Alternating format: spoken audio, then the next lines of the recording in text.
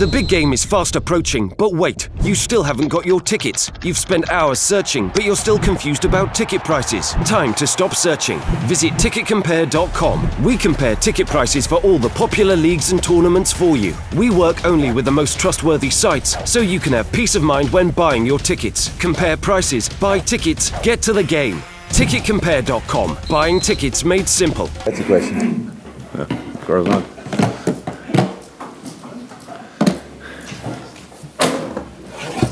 You recorded already. 3 minutes, good. Vinny? Yeah, start with VAR. The replays. Yeah, I just wondered now, as you've experienced it, there's been a lot of talk about it since it's been introduced. What do you think needs improving with it? What do you make of it? Has it been good, bad? Oh, that's good that you asked me from television. Because what I heard was that the actual extra time in the first half should have been 10 minutes. It was only 4 minutes. It's not my fault. But how I heard the television was they said it's not longer than 4 minutes. Of course, that's not possible. You cannot cut match time for only because you have something else to broadcast. I don't know what was afterwards, maybe the news or something. Can you imagine? Then that's how it is. You only need. It was 10 minutes, and you need to play 10 minutes longer. So I cannot say that's now a little bit too long. So that's one thing. The other thing is I said it after the game immediately, and I think I'm always said that the first thing what we all have to do is to save the players. So with all the things, it's like a kind of education. You do it once, but a lot of players in the past did already ugly challenges. So I think it's already better, but they're still there. So and if you are late or too ruthless in a challenge, then you need to be sanctioned. You need to be punished for it. That's how it is. And yesterday night we had was it yesterday? Yeah, Cardiff. Yeah. It was a bad challenge for sure. We had a similar situation. It would be interesting now. Did anybody of you write anything in all the VAR things or about that foul that they missed it? That's the only question. Did you read anything about the foul? Yes, you wrote about it. Yes, one. So that's only how it is. So we all talk about it, and in the end, one really important thing we don't talk about. That was more important for us. We lost the game. We played bad. So that's a big thing. But you asked me now about video assistant ref. And if there's somebody see this situation and you don't challenge it, that's really bad for the game. Because we all need the players. Without the players, we can't do what we do. If they lose, I don't know, the mood to go in the dribbling, because I think if he hits me, nobody gets punished for it. That's the situation. So I'm 100% of the same opinion like Pep. We need to save the players. So that's how it is, and that didn't happen. Oh, all the rest was obviously new, and I think for the first time it's completely normal that it takes longer, and that's how it is. But how I said, it had nothing to do with our performance. It was not because of rhythm breaks or whatever that we lost the game, but about us and West Brom, of course. So that they did well, we not. That's why they are in the next round. Yeah, that's it. Can you bring us up to date with Daniel Sturridge? We understand there's been an inquiry from Newcastle. We know about an offer from Inter Milan as well. What do you expect to happen before the transfer deadline now with Daniel? In the next 3 days, probably there will happen a lot in the transfer market, and we will see what happens here. But nothing else to say about that. So, how you can imagine, even if there would be something, it wouldn't help us or Daniel or another club to make the deal. So that's why it makes no sense to talk about it. You write it anyway, or you bring it anyway. So don't need my saying for that, I think.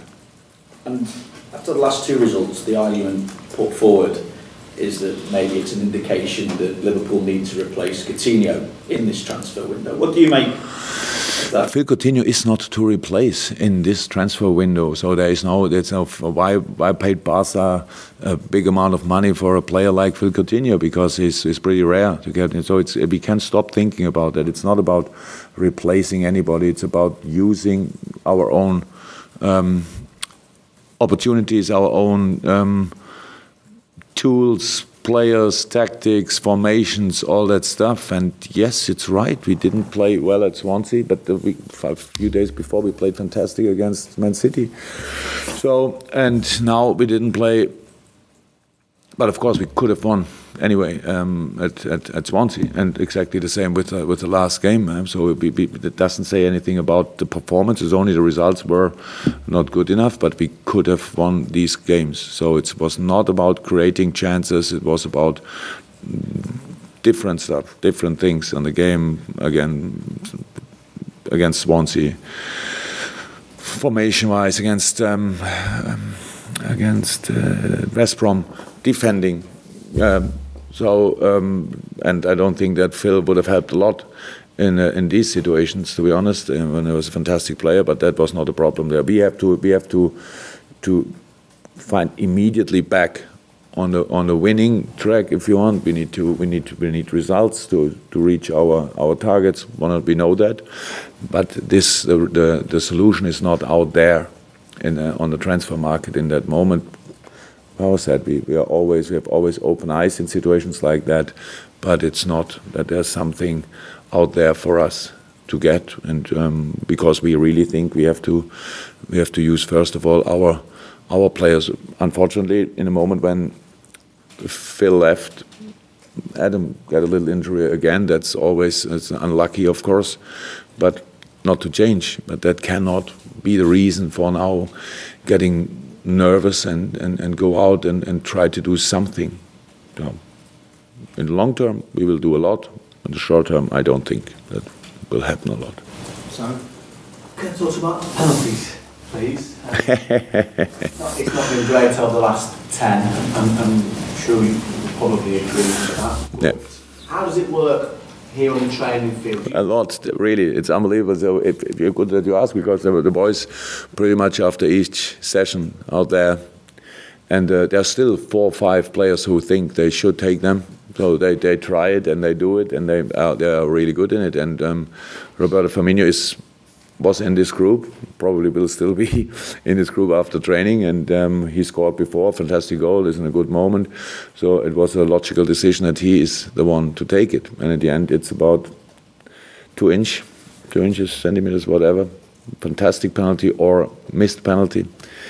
It's really not cool, but how it is. We can make it bigger, or we can accept it like part of the game, that things that happen will still happen in football, and will again happen. But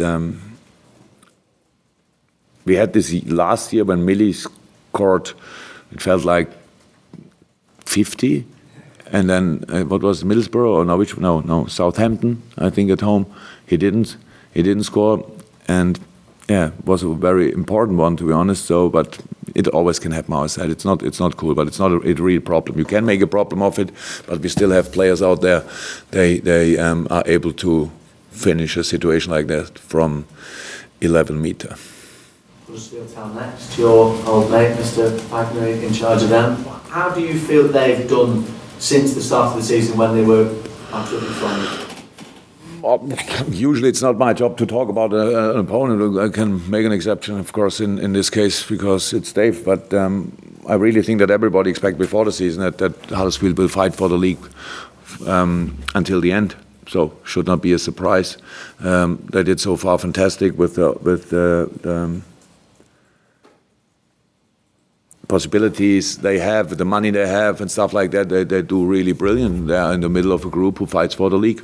That's how it is. And of course, how it always is in a season, the less game you have, the bigger the pressure is. It's the same for us. So you cannot fix each bad result you had a week ago, 2 weeks ago. So I think for this game especially, so I think they did fantastic, to be honest. So, but for this game, it's not too important what happened the last few weeks. So it's clear that both teams really need the points, and probably will see that in the game. So it makes it really interesting for everybody who wants to see it, and that's the challenge we have to face.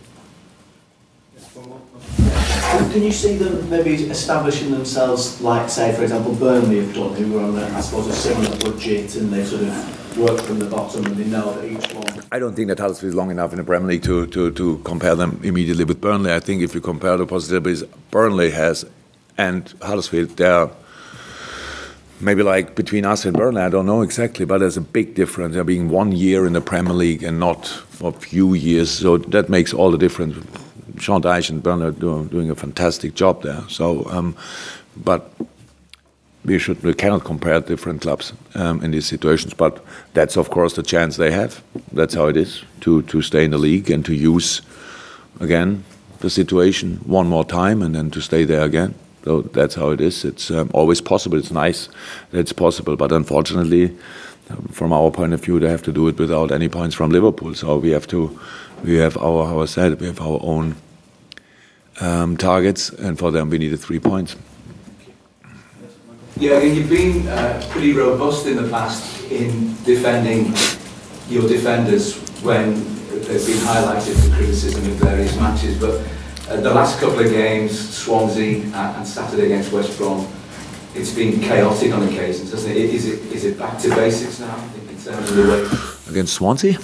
Well, 4 players going for the 1 ball. Oh, yeah, but that happens in football. So yeah, that's not chaotic defending. That's rather good attitude. Yes, we could have done better, but that's as well normal if you involve a new player in this situation. So because I think Virgil is a logical target or a taker of this situation with the header. So if he's reacting in one way, that needs to be tuned if you want. But the last game was we watched here in this room, by the way, the goals back, and at the end, when I spoke about defending, maybe it's a language issue. I didn't speak about the centre halves or the last line in these situations. They're always involved because they should be around when somebody scores a goal.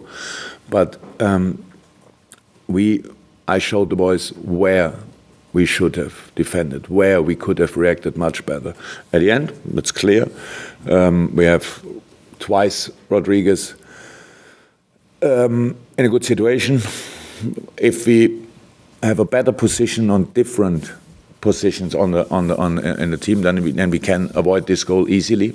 The first one, the second one for sure as well. We lose him in their kind of build-up in the last few passes. Rodriguez at the end has a free run in the box, so that's then. But for example, the second goal, Trent tries to deny or avoid the cross. Joel is in the space, he has to be with the man. Then there's a gap. This gap should be filled up by another player because Virgil is with another player in a man-marking situation. How it is in a situation when the cross comes in a box. So, but there's a gap and that needs to be filled up. And in this moment, we didn't fill it up because a second ago, Emre jumps in a situation in midfield where he wants to win the challenge, lose this challenge. Gini comes not inside. Alberto is not close enough, and both wingers are not even involved. So a lot of things happened, and that's how defending actually works. And in a moment when we again find immediately back to the mood of defending, that everybody is responsible for these things, and then we will defend immediately better again. That's how it is, and that's why we showed it to the boys. But it was not about that I blamed a player or whatever. It was about showing what really happened, because players probably won't look back a game like this and think, "Oh my God, that was it." Then they try to ignore it, and this time I didn't want to give them the opportunity to ignore it. So we put the finger in it, but now we have to do it better. Despite the negatives of the last week and the 2 consecutive defeats, your form in general over the past 3 months has been very good. So you can't allow that to sort of railroad you off, the direction of travel. 100%. But that's how football is, how life is.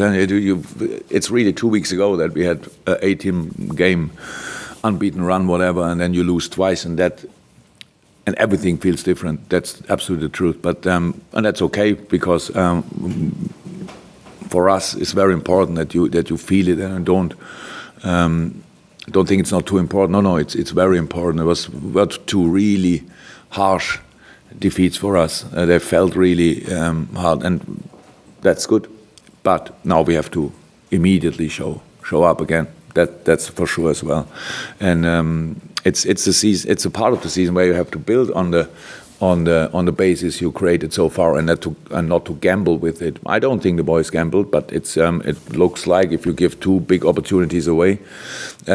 So we have to show immediately that we understood what happened in these 2 games and have to make it much better from now on. And then it's again like it is. I know I mentioned it already, but then if you use a defeat to learn from it, then it's still a defeat, feels bad, but then it's okay. If you don't learn from it, then you are silly. So we should show that we are not silly. We want to be back on track immediately, and hopefully we can show that tomorrow night. Skulking at the back, Carl Michael. Because of those 2 defeats after that long run, does this match feel like it's probably more important than it actually probably would feel normally? I don't think so, to be honest, because I don't look ahead 4 or 5 weeks and think that's an important game and that's an important game, because for us, how you can imagine, they're all important. So it didn't change for Huddersfield, but of course in a view from outside, maybe because we wasted 3 points at Swansea, whatever. But if we win against Swansea, I think if we would have won against Swansea, I think we go to Huddersfield and our duty, everybody expect that we really try everything to win the game. So it didn't change. But if you want to see it like that from outside, and if then it's okay, of course. And we need to show that we really are ready for that. So that's how it is. But how I said, they're all difficult. Huddersfield is a special place now. They fight, the whole city fights for the league 100%. So they don't expect brilliant football or anything. They expect a proper fight, and that's what Huddersfield Town is ready to deliver. So we need to be there and need to deliver as well. You've got Jordan back, West Brom after a month out. How important is the role he plays, not only in terms of captain, but in the job he does now? No, it's very, very important. We need all the boys, and I think Hendo did really well when he came on, like Millie did. When he came on, they brought really some fresh ideas, obviously confidence. They were not involved in the first 60, 70 minutes, so then they showed up. Both had played, had good moments in the game, and were involved in a lot of good things. So very, very important for us. So of course. Any final ones, Glenn? Yeah. We already know Adam's out, but are there any other injuries ahead of tomorrow? Not sure in a moment, so it's really close. Yeah, we had again a few knocks, different things, but. Nothing decided so far in this moment. It looks like all the players which were available for the last game are available again, but not 100%. Okay, guys, thank you very much. You're welcome. Is Ragnar okay? What? Sorry, is Ragnar okay? Who? Ragnar? Yeah. No, still not. Ragnar was not in training so far. Thank you.